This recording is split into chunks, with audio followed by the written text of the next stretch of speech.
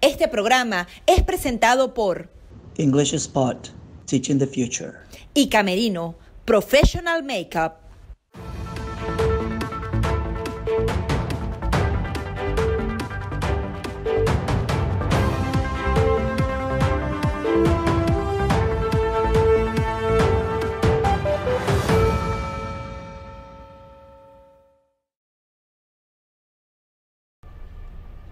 Bienvenidos una vez más a su programa Perspectivas. Yo soy Gaby Peroso, como siempre un espacio transmitido por VPI TV. En esta ocasión vamos a conversar con Dmitry Belov.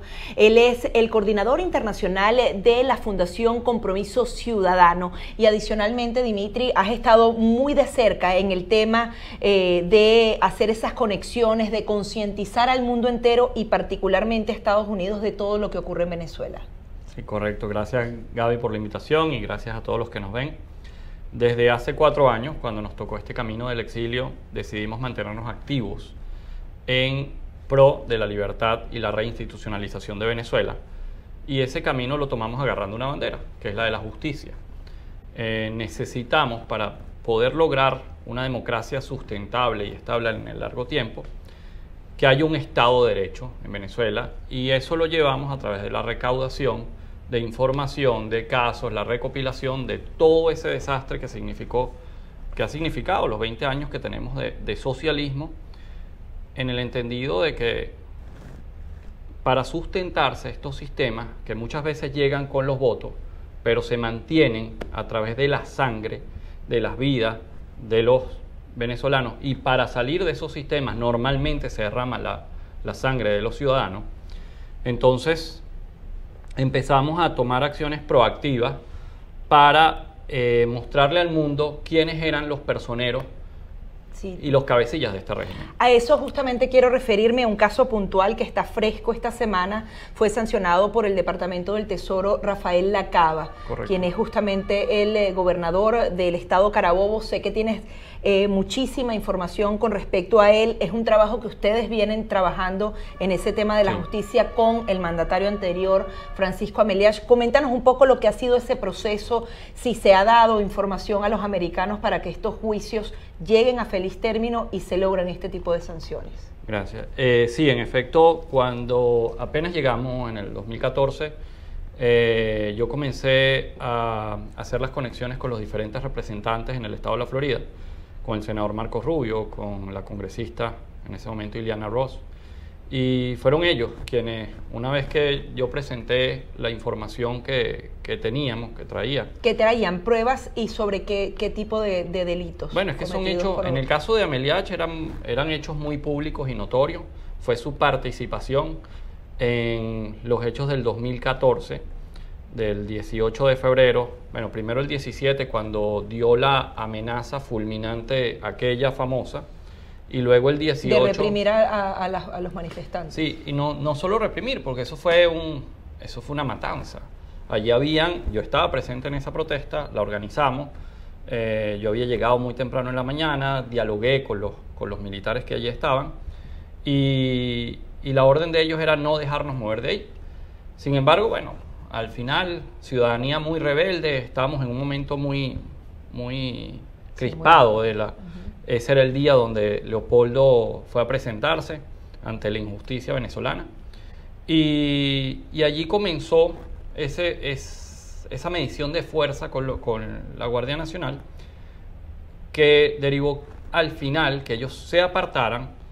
Para la sorpresa nuestra, los colectivos venían, colectivos que había armado el mismo gobernador en el Core 2 temprano esa mañana. ¿Uniformados de militares? No, de civiles, en sus motos. Pero en el Core 2 les estaban entregando armas que había decomisado la Guardia Nacional en las redadas que hacen, y en vez de entregárselas al DARFA, se las daban a estos malandros con algún dinero y, bueno, sustancias que ellos utilizan para exaltarles el... Sí. O sea, esto es un antecedente de lo que ocurrió en la frontera en los últimos días. Exactamente, que se usa igual a el los mismo civiles esquema. Para poder amedrentar a la ciudadanía. Ese ataque derivó en varios heridos, con la muerte, la muy lamentable muerte de Génesis Carmona. Y de allí, bueno, hicimos toda la recopilación de lo que fue ese suceso, más todos los que vinieron en el estado en todos esos meses hasta que se mermó el movimiento de protesta que venía. Fueron 6 casos de muerte que recopilamos y que brindamos toda la información a la justicia americana, y ello derivó en algunos meses después en las sanciones a Francisco Meliach. Porque con él específicamente fue por violación de derechos humanos. Exactamente. Ahora, con Rafael Lacava se señala que puede haber también conexiones con el narcotráfico, con algún tipo de mafia. ¿Qué información manejan? ¿Qué crees que el Departamento del Tesoro consideró para sancionarlo específicamente? Primeramente, el Departamento del Tesoro consideró los informes de la autoridad bancaria de Andorra. Eso fue lo principal. O sea, la mayor prueba que ellos tomaron en consideración fue la de lavado de dinero. También hay hechos sospechosos, todavía no probables, hasta que no se termine de abrir esa caja negra que significa el chavismo ahorita en Venezuela, en relación a su movilización para Italia como embajador, justo el año que encarcelan a un conocido sospechoso por narcotráfico en Italia, y él va algunos días después como embajador de Venezuela a Italia y se regresa unos días después que al señor lo liberan. Fue como una misión de exactamente. Y a resolver ese problema. Entonces ese caso estuvo ahí bastante sospechoso, fue un hecho público y notorio, y también lo llevamos a cotación del Departamento de Estado con algunas pruebas también, obviamente, de ese actuar. Y el último de esos casos fue la violación continuada de derechos humanos por parte de la Cava, sobre todo en contra de las autoridades universitarias, de la Universidad de Carabobo en específico, contra su rectora y contra el secretario de la Universidad de Carabobo, el profesor Pablo Aure, quien es bien conocido por todos como un incansable luchador de la libertad en Venezuela, y con quien la Cava la agarró y se empeñó en toda una campaña de descrédito y de hostigamiento, y eso llevó a que la rectora en persona hiciera una denuncia bastante fuerte respecto a la Cava. Coméntanos un poco entonces del trabajo de la Fundación. En principio, bueno, comenzaste este trabajo en Venezuela, actualmente lo haces. ¿Cómo llevar la justicia internacional en estos casos cuando la justicia interna no está funcionando porque está en manos de un régimen dictatorial? Esto es curioso porque, bueno, la Cava particularmente tenía tiene una campaña y un sobrenombre relacionado con Drácula y todo esto. Y bueno, lo único que tienen en común es que con Drácula es que desangran al país de una manera que no tiene precedentes en la historia del mundo. Entonces, nosotros, los ciudadanos comunes y corrientes, los ciudadanos de a pie, tenemos una enorme responsabilidad con la historia de Venezuela en ese tema.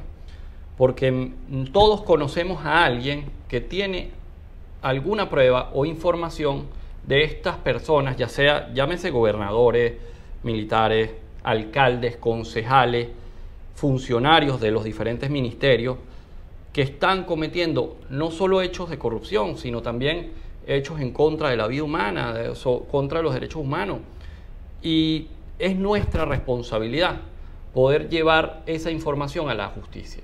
¿Y qué le sugieres a la ciudadanía? ¿Cómo pueden contribuir con Hay muchas ONG que están recaudando información. Está Transparencia Internacional. Está, nosotros mismos nos pueden mandar un correo a justiciaparalapazvenezuela@gmail.com con las pruebas que tengan. Eso siempre va a estar en el anonimato y nosotros lo vamos a suscribir las autoridades competentes dentro de Estados Unidos. ¿Crees que es efectiva esa relación que tienen muchos venezolanos en el exilio con la justicia de Estados Unidos e incluso con otros países? Ha sido vital para este proceso. Ha sido vital el papel de la diáspora. Es un exilio forzado en realidad lo que tenemos hoy en los venezolanos que estamos afuera. Pero sí es un papel primordial de todos los que estamos afuera seguir llevando a cabo esa labor para poder esclarecer todo lo que allí sucedió y que el socialismo no tenga más cabida en Venezuela y no se puedan volver a cometer los crímenes que allí se cometieron. También has estado muy activo en el tema de las reuniones internacionales, estuviste recientemente en la Organización de Estados Americanos, siempre estás conectado con todo este grupo de venezolanos y de autoridades extranjeras que están ayudando a Venezuela. ¿Qué mensaje le das a los venezolanos? Porque se sienten desanimados, sentían que el sábado iba a pasar algo fundamental y no ocurrió, y siempre hay que alertar de que este no es un proceso ni sencillo ni rápido. Nadie dijo que sería una carrera de 100 metros plano. Esto es, nosotros tenemos que seguir avanzando determinada y decididamente. Esto va porque va. Y esto va a llegar a feliz término. ¿Qué tenemos que hacer ahora? Próximos pasos. Bueno, los que anunció el presidente Guaidó. Sencillo. Aquí tenemos que ser bien disciplinados en este proceso. Como ciudadanos tenemos una responsabilidad histórica, tenemos que ser disciplinados para poder llegar a lo que todos queremos llegar. Entonces, los pasos siguientes son hacer que más países nos reconozcan a este gobierno como el gobierno legítimo de Venezuela. Faltan muy pocos, pero hay que avanzar en eso. Esas son victorias. ¿Tienes información si eso se está trabajando Sí, actualmente? por supuesto, y se va a seguir avanzando. Y el otro paso que es muy importante es, todos tenemos conexiones con las Fuerzas Armadas, todos tenemos algún amigo, algún familiar relacionado con las Fuerzas Armadas. A ellos hay que llevarles el mensaje. Este es el momento, incluso algunos funcionarios. Este es el último autobús que ustedes pueden agarrar, agárrenlo, pónganse del lado correcto de la historia, lleven, por favor, un mensaje de concordia, háganles entender que si se pasan no les va a pasar nada, que se les va a recibir con los brazos abiertos, y si no, vamos con todo, porque la justicia va a ser implacable en Venezuela. Todos esos datos que estamos recopilando acá son justamente para llevar los juicios a buen término en lo que Venezuela sea libre. En toda esa investigación no solamente están trabajando con la justicia ordinaria de los países, sino que además podrían estar alimentando algunos de los expedientes para la Corte Penal Internacional, tienen también relación con otras organizaciones. Sí, eso ya es papel del Tribunal Supremo, el legítimo, que se encuentra aquí en el exilio. Ellos han hecho una labor titánica, son personas sumamente serias, son personas sumamente institucionales, y ellos han una labor muy noble al documentar todos esos casos, pero la forma también que lo están haciendo, y todos los adelantos que han llevado a cabo van a servir para poder recuperar ese enorme patrimonio que nos han robado.